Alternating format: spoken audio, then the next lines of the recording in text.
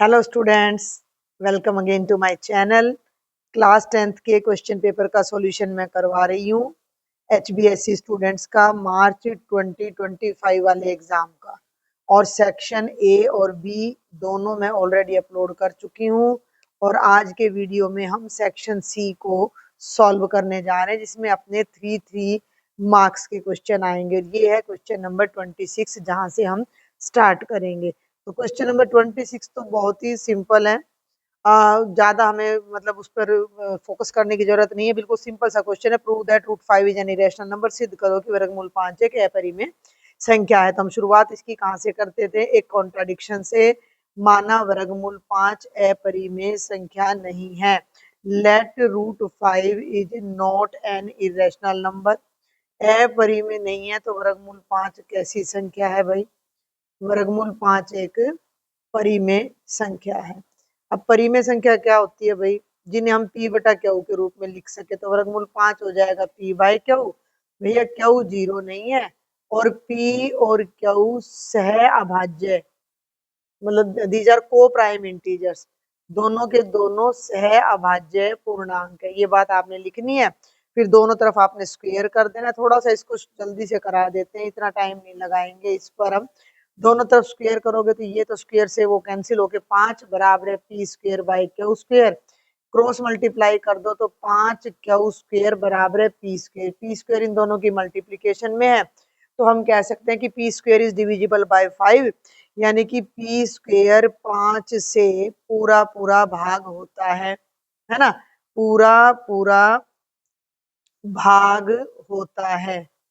और जब कोई नंबर, ये एक रूल होता है कि अगर कोई प्राइम नंबर p किसी इंटीजर के स्क्वायर को डिवाइड कर रहा है तो वो p उस इंटीजर a को भी पूरा पूरा डिवाइड करेगा। अब जब 5 है, वो एक प्राइम नंबर है, अभाज्य संख्या है, और वो p स्क्वायर को डिवाइड कर रहा है तो वो p को भी डिवाइड करेगा। तो यहाँ लिख दो कि p भी 5 से पूरा पूरा भाग होता है। पी 5 से पूरा भाग होता है तो पी 5 की टेबल में आएगा। तो पी को मैं 5m लिख सकती हूँ।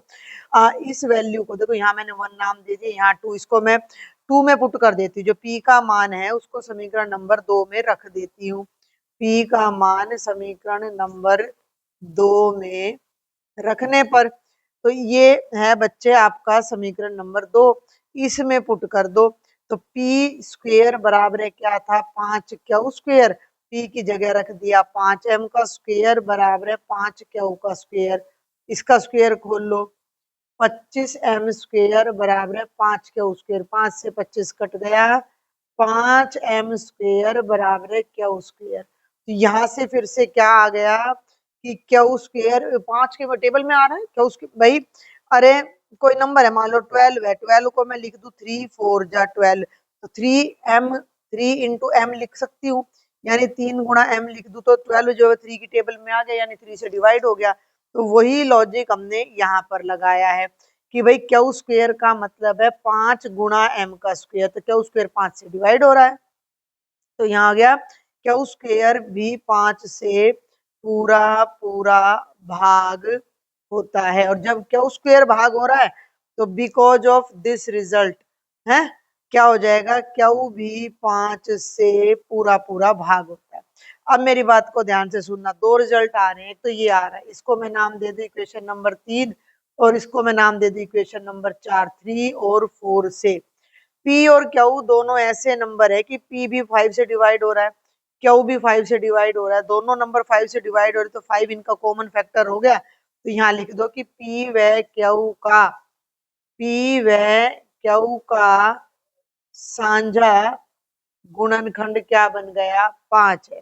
और ये बात तो हमारी कॉन्ट्राडिक्शन हो गई, जो कि समीकरण नंबर 1 का अपवाद है। क्यों? क्योंकि समीकरण नंबर 1 में हम क्या लिख रहे हैं भाई? समीकरण नंबर 1 में हम यहाँ पर लिख रहे हैं कि P और Q किसी से भी डिवाइड नहीं हो रहे हैं एक के अलावा, दोनों ही नंबर। जो समीकरण 1 का अपवाद है भाई, समीकरण 1 क्या है? अब अपना ये देखो, इसमें हम क्या कह रहे हैं कि P और Q किसी से भी डिवाइड नहीं हो रहे। P और Q किसी से भी डिवाइड नहीं हो रहे, दोनों सह अभाज्य हैं, यानी कि उनका जो कॉमन फैक्टर है वो 1 है। तो ये बात यहाँ पे गलत हो जाती है। गलत हो जाती है, इसका मतलब ये कॉन्ट्राडिक्शन क्यों आई, क्योंकि यहाँ पर हम सपोज कर रहे हैं कि रूट 5 अपरिमेय नहीं है। तो यहाँ आप लिखोगे इसका मतलब है हमारी कल्पना गलत है, आवर अजम्पशन इज रोंग, हमारी कल्पना गलत है।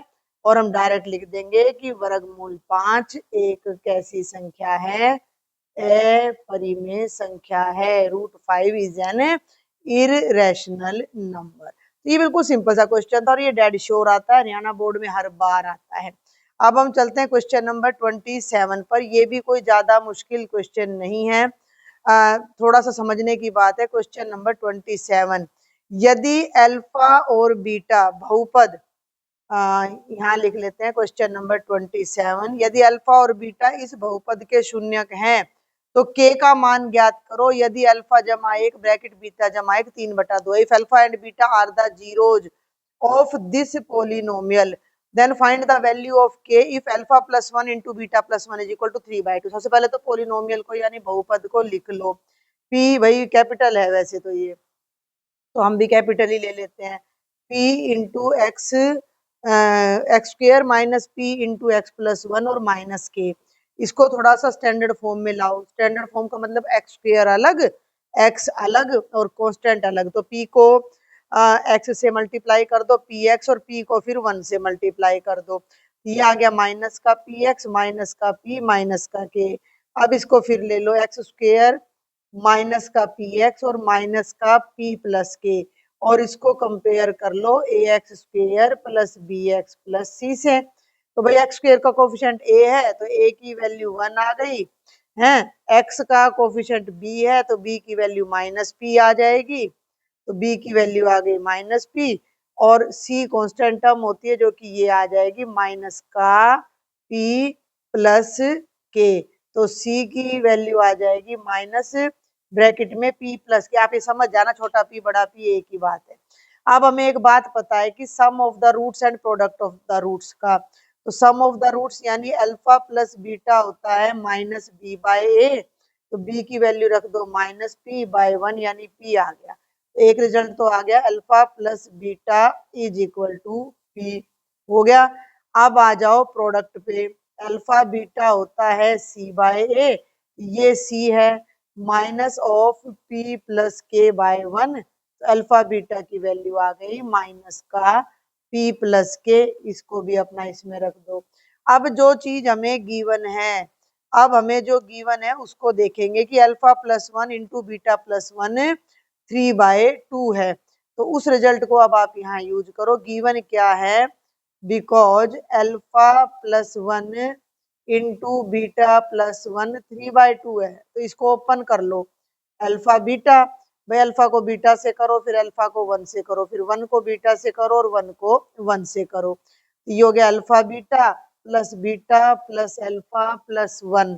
अब यहाँ पर हम अपनी वैल्यूज पुट कर देंगे, थोड़ा ध्यान से देखो। ये हो गया alpha beta, this is equal to, पहले 3/2 कर दो, ये हो गया अल्फा बीटा, ब्रैकेट में करो तो alpha plus beta plus 1 is equal to 3/2। ये दोनों वैल्यूज यहाँ पर अपनी पुट कर दो। अल्फा बीटा की जगह तो रख दो माइनस ब्रैकेट में p प्लस के, और अल्फा प्लस बीटा की जगह रख दो p और plus 1 is equal to 3/2, bracket खोल लो, माइनस p माइनस के plus p plus 1 is equal to 3/2, p से p कैंसिल हो गया, माइनस के इज इक्वल टू 3/2 माइनस 1, ये आ गया 1/2, माइनस हटा दो तो k की वैल्यू माइनस 1/2 आ जाएगी। ये हमारा आंसर आ जाएगा। बहुत ही सिंपल सा क्वेश्चन था, बस थोड़ा सा ये था कि भाई इसमें न्यूमेरिकल नहीं था अपना, इसके अंदर भाई स्टेटमेंट वो नहीं थी, मतलब क्या दे रखा था, वेरिएबल दे रखे थे p और ये k, और इनसे बच्चा थोड़ा परेशान हो जाता है, अदरवाइज कुछ भी नहीं था इसमें।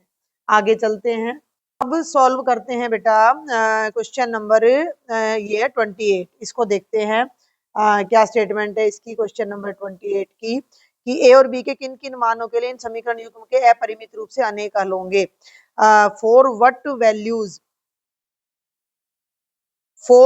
Values of A and be the following pair have infinitely many solutions. पहले पेयर लिख लेते हैं।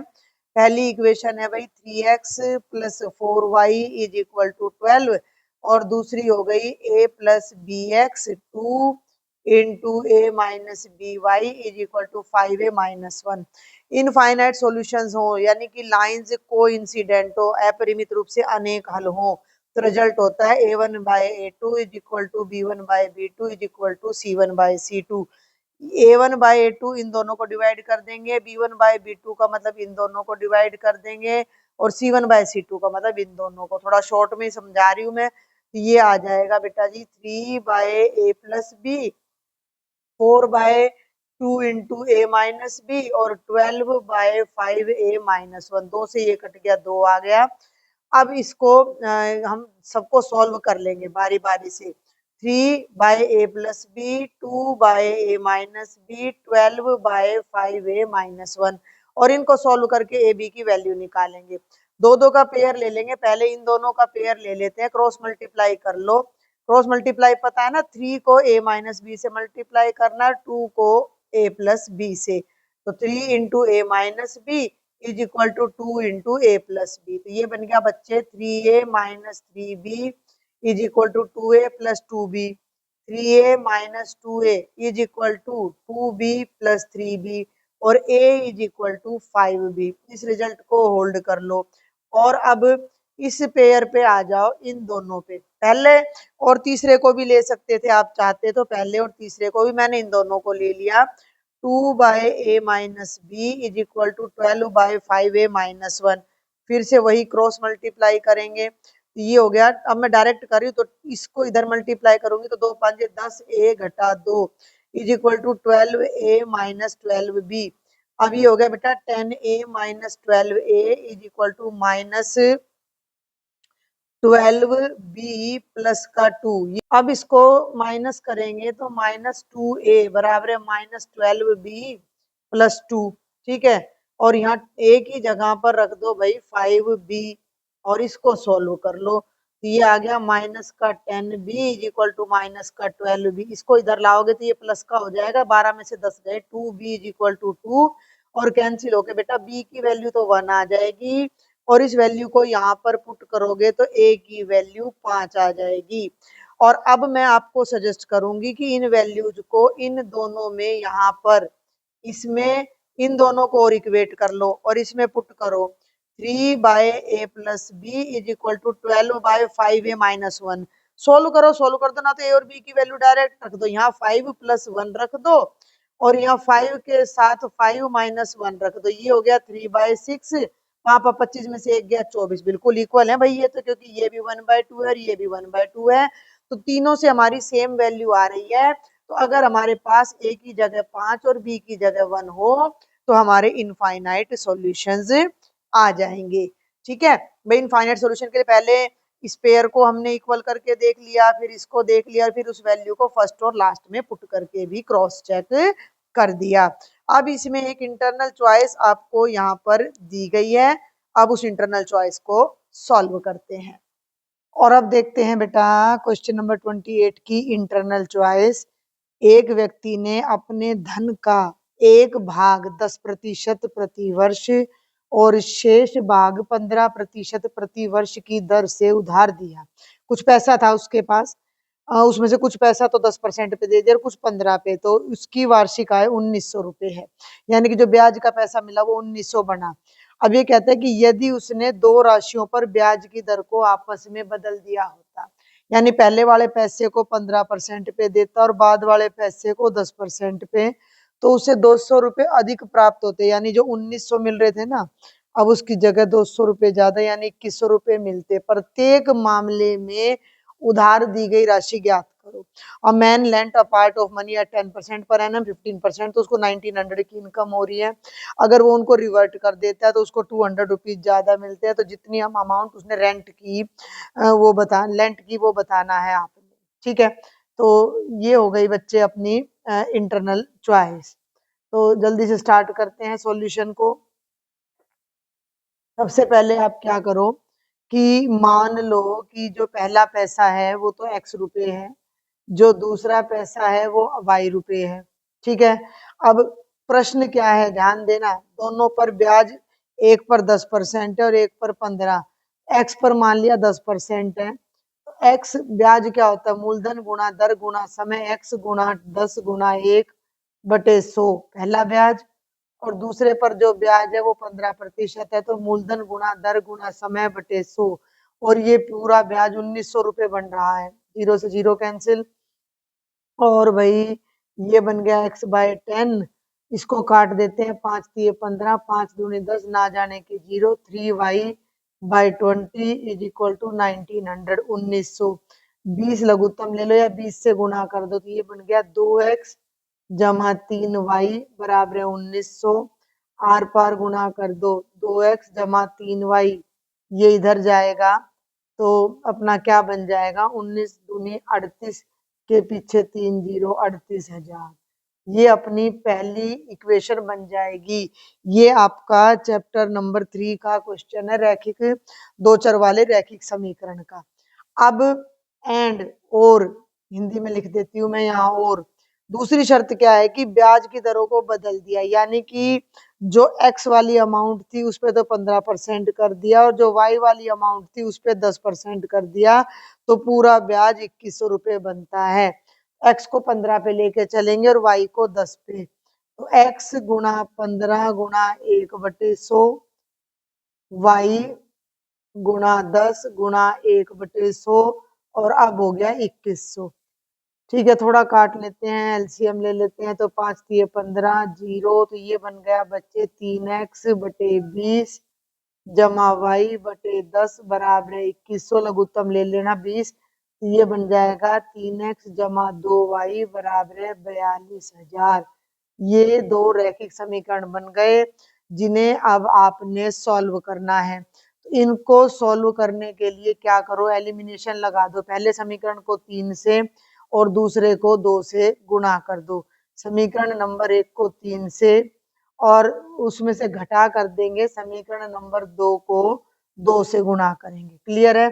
तो बेटे ये है आपका समीकरण नंबर 1 रेड कलर में। तो अब इसको 3 से गुणा कर रहे हैं समीकरण 1 को, तो ये बन जाएगा, ध्यान रखना है मैं कहाँ फोकस करवा रही हूँ, यहाँ पर ये जो मैं मार्क कर रही हूँ, इस पूरे को आप 3 से गुणा करोगे तो 3 दूनी 6, 3 तिया 9, और 38 को 3 से कर देंगे, तो ये बच्चे अपना बन जाएगा 3 दूनी 6x जमा 9y, और अब 38 को करो, 3 8 24, 2 3 तिया 9 और 2 11, 1,14,000। अब क्या करना है, अब इस समीकरण को 2 से गुणा करना है, तो इसको 2 से करोगे तो 2 तिया 6 जमा 2 दूनी 4 और 42 दूनी 84,000। और यहाँ मैंने पहले लिख दिया कि इनको आपस में घटा दो, और यहाँ भी आप लिख सकते हो ऑन सब्ट्रैक्टिंग या घटाने पर। तो घटाने पर क्या होगा, तो भाई घटाओ, तो घटाते समय चिन्ह नीचे वाले बदल जाते हैं, तो यहाँ माइनस और यहाँ माइनस आ जाएगा। अब घटाओ, 0 0 0, 4 में से 4 गया 0, 11 में से 8 गया 3, 6x से 6x कट गया, जमा घटा 9 में से 4 गया 5y, तो y बराबर है 30,000/5, यानी कि 6,000। ठीक है, जो y की वैल्यू है वो 6,000 आ गई। अब इस वैल्यू को आप किसी भी एक समीकरण में पुट कर दो, मैं एक में रख देती हूँ, तो y बराबर है 6,000 को समीकरण नंबर 1 में रखने पर, तो ये आपके सामने समीकरण 1 है, 2x जमा 3y बराबर 38,000, तो 2x जमा 3 y की जगह लगा दो 6,000 बराबर में आ गया 38,000। 2x जमा 3 6 18,000, 18,000। ठीक है, ये वो नहीं है, ये एक जीरो एक्स्ट्रा लग गई, बराबर है 38,000। 18,000 को दूसरी तरफ ले जाओ, 38 में से घटाओगे तो 38 में से 18 गए 20,000, और x की वैल्यू आ जाएगी 20,000/2, 10,000 रुपये। तो ये दोनों अमाउंट अलग अलग बतानी थी कि किसी को तो उसने 10,000 रुपये उधार दिए और किसी को उसने 6,000। अब एक बात और बता दूं कि ये जो सेम क्वेश्चन है, ये सेम क्वेश्चन सीबीएसई के 2025 के क्वेश्चन पेपर में भी आया हुआ था, तो अब आप पेपर के लेवल का अंदाजा इसी से लगा सकते हो। अब आगे चलते हैं बच्चे क्वेश्चन नंबर 29 पर। क्वेश्चन नंबर 29 देखो क्या कहता है, ध्यान से पढ़ा करो। सिद्ध कीजिए कि किसी वृत्त के परिगत यानी वृत्त के बाहर समानांतर चतुर्भुज समचतुर्भुज होता है। यानी कि अगर कोई वृत्त है और उसके बाहर मैंने कोई समांतर चतुर्भुज बना दिया तो वो समांतर नहीं है बल्कि सम है। Prove that the parallelogram circumscribing a circle is a rhombus. यानी कि एक सर्कल के बाहर एक समान पैरेललोग्राम ऑलरेडी है। तो यहाँ पहले हम एक डायग्राम सा बना लेते हैं अपना। भाई ये अपना सर्कल है, ठीक है, और ये सर्कल के बाहर मैं एक पैरेललोग्राम बना लेती हूँ। ये हमने एक पैरेललोग्राम बना लिया और ये इसकी फोर्थ साइड ले लेते हैं, ठीक है। और इस पैरेललोग्राम को अब हमने प्रूव करना है कि ये एक समचतुर्भुज है। देखो सबसे पहले तो आपको पता होना चाहिए पैरेललोग्राम में और समचतुर्भुज में फर्क क्या होता है। इनके नाम लिख लो। मान लो ये हो गया ए बी सी और डी। तो सबसे पहले तो इन सवालों में आपने करना क्या होता है कि दिया है कि ओ केंद्र वाले वृत्त के बाहर, ओ केंद्र वाले वृत्त के बाहर ए बी सी डी एक समचतुर्भुज है जिसे हम इंग्लिश में पैरेललोग्राम बोलते हैं। यहाँ पर इसका केंद्र ओ दिखा दो। अर्थात इसका मतलब क्या है, अगर वो समानांतर चतुर्भुज है तो ए बी सी डी के बराबर है और ए डी बी सी के बराबर है। क्लियर है कि नहीं है ये बात आप लोगों को? भाई ये वाली भुजा इसके बराबर है और ये वाली भुजा इस भुजा के बराबर है, ये हमें पता है। बाकी प्रॉपर्टीज भी है, विकर्ण भाई बाइसेक्ट करते हैं और भाई आमने सामने के कोण बराबर, इन सब की जरूरत नहीं है हमें। अब हमें जो प्रूव करना है उस बात पर आ जाओ। हमें प्रूव क्या करना है कि ये जो पैरेललोग्राम है ये पैरेललोग्राम नहीं है बल्कि रोम्बस है, कि ए बी सी डी एक रोम्बस है। A B C D is rhombus, यानी कि ए बी सी डी एक समचतुर्भुज है। ये आपने सिद्ध करना है, ए बी सी डी एक समचतुर्भुज है। अर्थात समचतुर्भुज का क्या मतलब है कि आपको क्या दिखाना है कि चारों की चारों साइड्स इक्वल है। अब मेरी बात को ध्यान से सुन लेना, ये चीज आपने प्रूव करनी थी, ठीक है। अब आप ध्यान से सुनो मेरी बात को कि भाई ये साइड तो इसके बराबर है, ऑलरेडी है। भाई ये साइड तो इसके बराबर है और ये साइड इसके।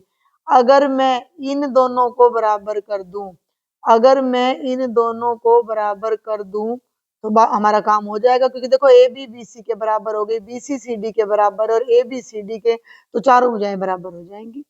ठीक है, क्लियर हो रहा है? अब यहाँ एक बात और आपने लिखनी थी कि ये जो ए बी सी डी है ये वृत्त को कहाँ कहाँ काट रहा है, तो इसके नाम रख दो आप। ई काट नहीं रहा, टच कर रहा है, ये वृत्त को ई एफ जी और एच पर स्पर्श करता है।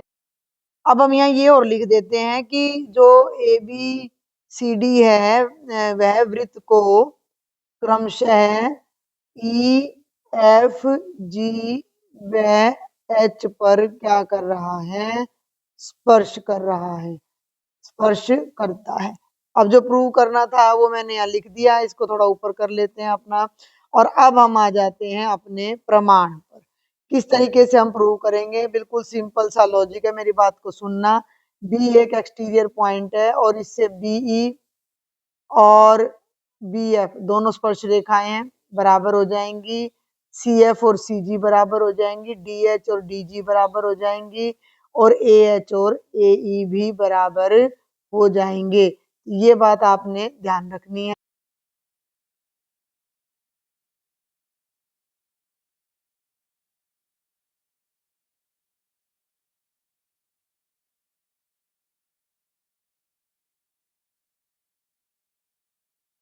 तो अब आप यहाँ पर लिख लेना, मैं थोड़ा जल्दी से आपको बता देती हूँ कि किसी भी क्या लाइन सबसे पहले आपको लिखनी थी कि बाह्य बिंदु से वृत्त पर खींची गई स्पर्श रेखाएं समान होती हैं। जो पूरी बात मैंने बोली है वो पूरा लिखना था। बाह्य बिंदु से वृत्त पर खींची गई स्पर्श रेखाएं समान होती हैं, तो बी से ए से कहीं से भी ले लो, आप लोगे a is equal to a H.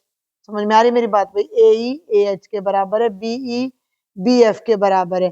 तो दूसरा आप लिख दो BE is equal to BF, CG is equal to CF और DG is equal to DH। अब आपने इनको जोड़ना है।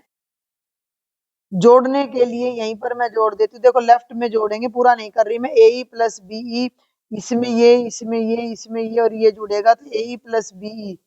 देखो कैसे जोड़ोगे, चलो पूरा ही कर देती हूँ।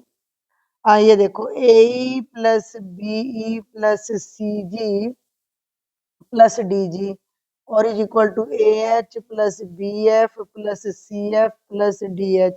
AE प्लस BE हो गया AB, CG प्लस DG, ये देख लो CG और प्लस में DG, दोनों को मिलाओगे तो CD बन जाएगा आपका, यहाँ आ जाएगा CD। इसी तरह AH और DH को मिलाओगे तो AD और इन दोनों को मिलाओगे तो BC।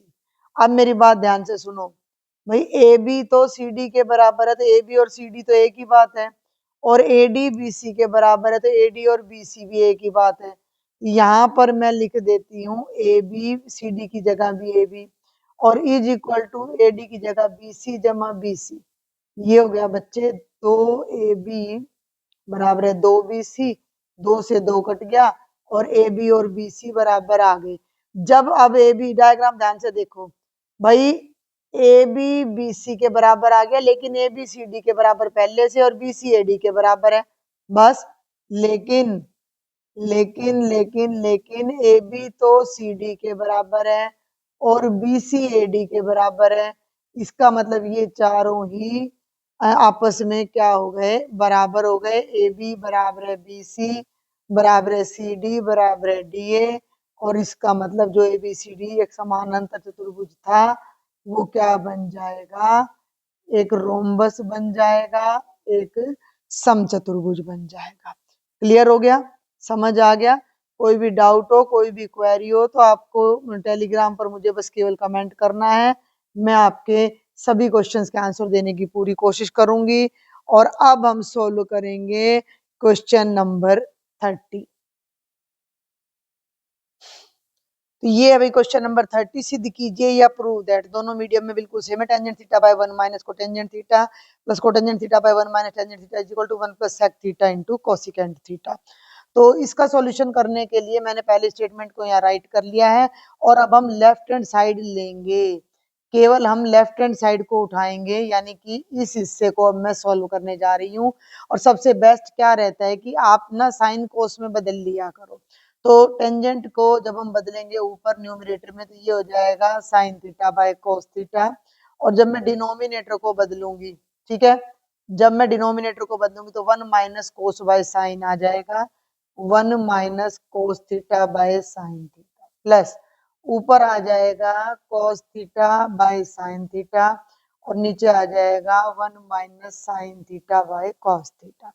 अब आपने एलसीएम, ऊपर वाले को तो छेड़ना नहीं है और डिनोमिनेटर में एलसीएम लेना है, तो ऊपर वाला तो एज इट इज रह जाएगा sine theta by cos theta divided by, नीचे जब आप एलसीएम लोगे, ध्यान देना यहाँ जब मैं एलसीएम लूंगी तो कुछ ऐसे आएगा, साइन थीटा एलसीएम, साइन को 1 से करोगे sine theta minus cos theta. Clear हो रहा है? ये बन जाएगा यहाँ पर sine theta as it is और sine theta minus cos theta plus right side में numerator as it is, denominator में भाई फिर से वही कोस थीटा एलसीएम आ गया तो ये बन गया cos theta minus sine theta. हो गया। अब इनको थोड़ा उलट पुलट कर लो, कई बच्चों को तो ये उलट पुलट करना ही नहीं आता, तो इस बात को सभी बच्चे ध्यान दे लें कि अगर ए बाय बी और उसके भी बाय में सी बाय डी है तो ये A D by B C हो जाता है बेटा। फर्स्ट और लास्ट मिल जाते हैं और मिडल से मिडल मिल जाता है। क्लियर है? तो वही चीज अब हम यहाँ करने जा रहे हैं, साइन और ये साइन मिल जाएगा और बीच के ये दोनों मिल जाएंगे। ओके, तो साइन से साइन मिलेगा तो ये बनेगा साइन स्क्वायर थीटा और डिनोमिनेटर में आ जाएगा cos theta into sine theta minus cos theta. समझ में आया मैंने क्या किया? इसको और इसको मल्टीप्लाई कर दिया और इसको और इसको। अब यहाँ भी कोस से तो कोस मल्टीप्लाई होगा, ये बीच वाले दोनों मल्टीप्लाई हो जाएंगे। तो कोस से कोस को करो कोस स्क्वायर थीटा, और यहाँ आ जाएगा साइन थीटा, ब्रैकेट में cos theta minus sine theta. ठीक हो गया।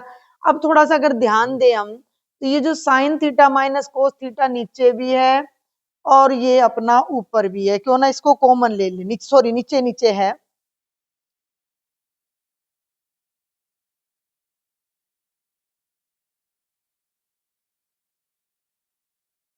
अब अगर आप ध्यान दोगे तो ये sign theta minus cos theta इस तरफ भी है और इस तरफ भी, बस यहाँ कोस माइनस साइन है।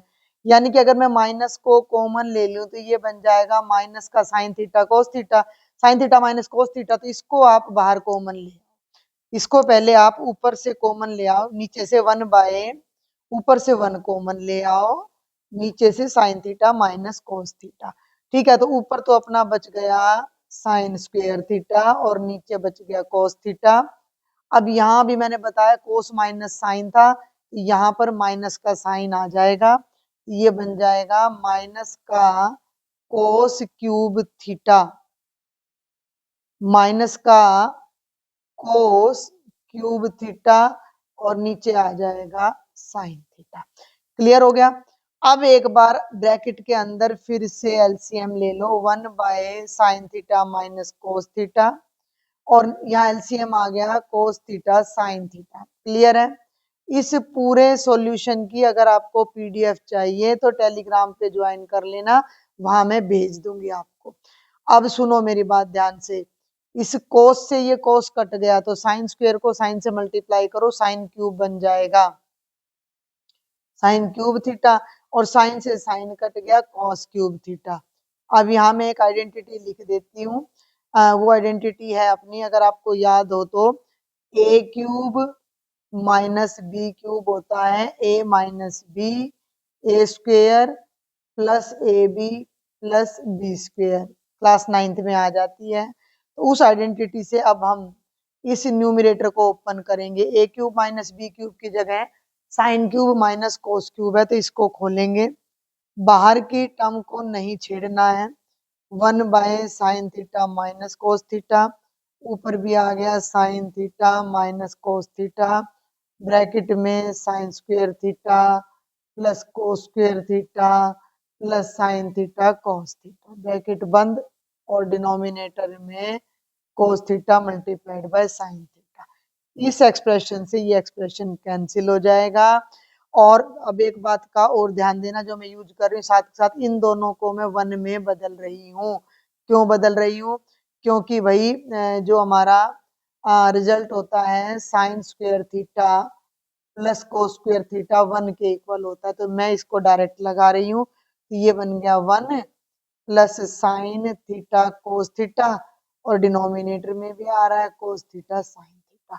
सेपरेट कर दो, 1 के नीचे भी ले आओ कोस थीटा साइन थीटा, और साइन थीटा कोस थीटा के नीचे भी ले आओ साइन थीटा कोस थीटा, ये दोनों कट के तो 1 आ गए, और 1/कोस हो जाएगा सीकेंट थीटा, भाई 1/कोस सीकेंट, और ये 1/साइन कोसिकेंट। क्लियर हो गया।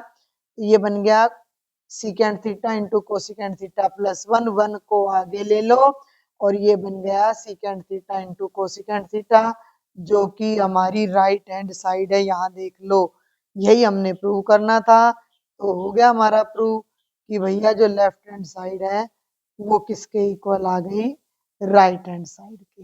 मुश्किल नहीं है क्वेश्चन, थोड़ा सा लंबा है लेकिन मुश्किल बिल्कुल भी नहीं है। अब आगे चलते हैं। अब हम सॉल्व करते हैं बेटा क्वेश्चन नंबर 30 की इंटरनल चॉइस। ठीक है, दिखने में थोड़ा बड़ा लग रहा है, क्वेश्चन मुश्किल नहीं है, हाँ बुक से नहीं था, एनसीईआरटी की बुक से ये नहीं था। तो देखो क्या है ये क्वेश्चन नंबर 30 की इंटरनल चॉइस, बहुत ही आसान लगेगा आपको ये करने के बाद, और मैं डायरेक्ट इसकी लेफ्ट हैंड साइड ही उठा रही हूँ, 1/1 plus sign square theta plus 1/1 plus cos square theta plus 1/1 plus secant square theta plus 1/1 plus cosecant square theta को 2 के इक्वल प्रूव करना है। लेफ्ट हैंड साइड ले ली मैंने, और मैं बार बार बताती हूँ अपने बच्चों को भी कि ज्यादातर साइन कोस में इनको कन्वर्ट आप किया करें। तो पहली दो आइडेंटिटीज को तो आपने छेड़ना नहीं है, ठीक है, समझ में आ रही है मेरी बात। पहले वाले को तो छेड़ो ही मत। 1/1 plus sign square theta, 1/1 plus cos square theta, और इसको कोस में बदल लो तो सीकेंट थीटा हम सबको पता है क्या होता है, 1/कोस होता है। तो इसको 1/कोस स्क्वायर थीटा हमने कर दिया, आइडेंटिटी भी हो गई। यहाँ पर अब मैं अलग से नहीं लिख रही, और ये हमारा हो जाता है 1/1 प्लस 1/साइन स्क्वायर थीटा। इसका कारण आप सबको पता होगा, फिर भी मैं यहाँ पर आपके लिए लिख देती हूँ कि secant theta is equal to 1/कोस थीटा, और सीकेंट स्क्वायर है तो इसका भी स्क्वायर आ जाएगा, और कोसिकेंट होता है 1/साइन थीटा। ठीक है, आगे चलूं। अब देखो भाई, अब तुमने क्या करना है कि इन दोनों को केवल सॉल्व करना है, एलसीएम लेके न्यूमरेटर डिनोमिनेटर में एलसीएम लो, फिर ऊपर ले जाओ, और इन दोनों को छेड़ना नहीं है। देखो ध्यान से, तो ये हो जाएगा 1/1 plus sign square theta, 1/1 plus cos square theta, और अगले के डिनोमिनेटर में यहाँ पर एलसीएम लेंगे। ठीक है, यहाँ पर एलसीएम लेंगे तो कोस स्क्वायर थीटा एलसीएम आएगा, ऊपर तो एज इट इज रह जाएगा, डिनोमिनेटर में एलसीएम आएगा कोस स्क्वायर थीटा, ये बन गया कोस स्क्वायर थीटा प्लस 1। ऐसे ही इसमें करेंगे तो ये बन गया साइन स्क्वायर थीटा प्लस 1 और साइन स्क्वायर थीटा एलसीएम। अब इसको उल्टा कर लो, ये ऊपर चला जाएगा और ये नीचे रह जाएगा, ऐसे साइन स्क्वायर ऊपर चला जाएगा और ये नीचे रह जाएगा। देखो भाई, पहली टर्म को नहीं छेड़ना, 1/1 plus sign square theta, 1/1 plus cos square theta.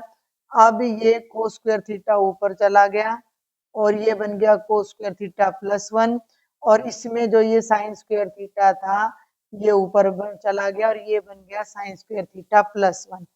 इन दोनों को अरेंज कर दो और इन दोनों को एक ब्रैकेट में ले लो। देखो ध्यान से, बिल्कुल सिंपल क्वेश्चन हो चुका है। ये पहली टर्म तो ये थी, और अब मैं इस टर्म को राइट करने जा रही हूँ इस ब्रैकेट में। ये बन गया sign square theta by sine square theta plus 1 एक ब्रैकेट में, और ये दूसरी ब्रैकेट यहाँ पर मैं सॉल्व कर देती हूँ। इसका जो एलसीएम है, देख लो भाई, कोस स्क्वायर थीटा प्लस 1 यहाँ है, ये तो कोस स्क्वायर थीटा प्लस 1 यहाँ है, और कोस स्क्वायर थीटा प्लस 1 ही यहाँ है, तो ये एलसीएम आ जाएगा हमारा कोस स्क्वायर थीटा प्लस 1। जब एलसीएम आ गया तो एलसीएम से एलसीएम कट गया और 1 बचा, यहाँ 1 आ जाएगा। फिर एलसीएम से एलसीएम कट गया और कोस स्क्वायर थीटा बचा, तो यहाँ कोस स्क्वायर थीटा आ जाएगा। ये हो जाएगा 1 प्लस कोस स्क्वायर थीटा। और सेम कहानी अब अपनी यहाँ पर चलेगी। क्लियर है? तो बिल्कुल कट के देखो, अभी ऊपर वाला नीचे वाले से कट जाएगा। यहाँ पर एलसीएम ले लो, sine square theta plus 1 LCM आ गया, और ये बन गया 1 प्लस साइन स्क्वायर थीटा, और इससे ये कट गया क्योंकि ऊपर भी 1 प्लस कोस स्क्वायर थीटा, नीचे भी तो 1 आ गया, और इससे ये कट के 1 आ गया, और 1 प्लस 1 ये 2 आ गया, और ये अपनी राइट हैंड साइड आ जाएगी। तो क्वेश्चन बिल्कुल भी मैं नहीं कहती कि मुश्किल था, हाँ इसको क्योंकि आपने किया नहीं था तो हो सकता है कि आपको इसका आइडिया एग्जाम में ना लगा हो। और अब जल्दी से हमारे इस सेक्शन का ये लास्ट क्वेश्चन है, क्वेश्चन नंबर 31, जो कि प्रोबेबिलिटी से मुश्किल नहीं है, थोड़ा ये भी अलग है क्वेश्चन, लेकिन मुश्किल नहीं है। कि बच्चों के खेल में 8 त्रिभुज हैं जिसमें 3 नीले हैं और शेष लाल हैं। ध्यान से सुनना इस बात को, 8 ट्राइंगल हैं जिसमें 3 नीले हैं और शेष लाल हैं। तो बहुत सिंपल सी बात है भाई, कुल त्रिभुज कितने हैं? 8 हैं। लाल नहीं, लाल नहीं, नीले हैं, नीले त्रिभुज, नीले त्रिभुज, नीले त्रिभुज कितने हैं? 3 हैं। तो लाल त्रिभुज कितने हो गए? 8 में से 3 गए 5। क्लियर है? A child game has 8 triangles out of which 3 are blue and rest are red, ठीक है। और 10 स्क्वेयर्स हैं, यहाँ पर ये लिख रहा है, और 10 वर्ग हैं जिसमें 6 नीले हैं और शेष लाल हैं। अब इस बात को भी लिख लो। कुल वर्ग मैं यहीं पर इसके बगल में लिखती हूँ, कुल वर्ग हैं 10, उनमें से नीले कितने हैं? 6 हैं, नीले वर्ग 6 हैं, शेष लाल हैं। तो शेष का मतलब लाल कितने बच गए? 10 में से 6 गए 4। ये कहानी दे रखी है। इनमें से एक टुकड़ा यादृच्छिक रूप से खो जाता है, one piece is lost at random. इस टुकड़े के निम्नलिखित होने की प्रायिकता ज्ञात कीजिए, find the probability that it is square. टुकड़े कितने हैं? अब कुल टुकड़े, ये बात भी आपने ध्यान रखनी है कि इनमें से कितने में से? 8 त्रिभुजों में से और 10 वर्ग में से कितनी आकृतियां हैं? तो कुल टुकड़े कितने हो गए? 8 जमा 10 यानी कि 18 हो गए। अब आ जाओ पहले भाग पर कि जो खोया गया टुकड़ा अगर वर्ग है तो वर्ग के खोने की प्रायिकता बिल्कुल सिंपल है। वैसे तो मैं डायरेक्ट भी इसको कर सकती हूँ। वर्ग के खोने की प्रायिकता बराबर है वर्ग के पक्ष में परिणाम। इंग्लिश में भी मैं बता दूं कि the probability of losing square is equal to favourable outcomes by total outcomes. तो वर्ग के पक्ष में परिणाम बटे कुल टुकड़े लिख लो बच्चे, या कुल परिणाम लिख लो। तो भाई वर्ग कितने हैं? वर्ग तो कुल 10 हैं, कोई रंग की बात नहीं चल रही। तो 10 वर्ग है और कुल 18 है, तो 2 5 10 और 2 9 18, ये आपका आंसर आ जाएगा। अब आ जाओ दूसरे भाग पर। अगर वो वर्ग लाल रंग का है, कुल टुकड़ों में से लेना है, तो लाल रंग के कितने स्क्वायर हैं? 4 हैं। तो लाल वर्ग खोने की प्रायिकता, लाल वर्ग खोने, इसको ऐसे भी लिख सकते हो, प्रोबेबिलिटी ऑफ लूजिंग, या फिर आप ऐसे लिख दो कि probability that lost one is are red square. English medium वालों के लिए बता रही हूँ मैं। तो favourable outcome by total outcome. अब ये देखो लाल वर्ग तो केवल 4 हैं और कुल कितने हैं? 18 हैं। तो ये आ जाएगा 4/18, 4/18, 2 दूनी 4 और 2 नीम 18। और जल्दी से इसके अंतिम भाग पर आ जाओ कि नीले रंग का त्रिभुज। तो नीले रंग के तो कुल 3 ही त्रिभुज है हमारे पास, तो वही चीज लिख देंगे, नीले त्रिभुज के खोने की प्रायिकता, तो भैया नीले त्रिभुज 3 है, कुल आकृतियां 18 है, तो 1/6 आ जाएगा। तो बेटा जी ये इसके बाद आपका सेक्शन डी आएगा, जिसे मैं अगले वीडियो में करवाऊंगी। ये आपका कंप्लीट सेक्शन सी का सॉल्यूशन था। अगर आपको इस पूरे सॉल्यूशन की पीडीएफ चाहिए तो बार बार मैं आपको बता रही हूँ कि आपने मुझे टेलीग्राम पर ज्वाइन करना है, वहां मैं आपको पीडीएफ भी शेयर कर दूंगी। कोई भी डाउट है, कोई भी प्रॉब्लम है, तो वो भी आप मुझे शेयर करें। और अगर लेक्चर पसंद आए अपने फ्रेंड्स को शेयर करो और ज़्यादा से ज़्यादा सब्सक्राइब भी करें। Thank you.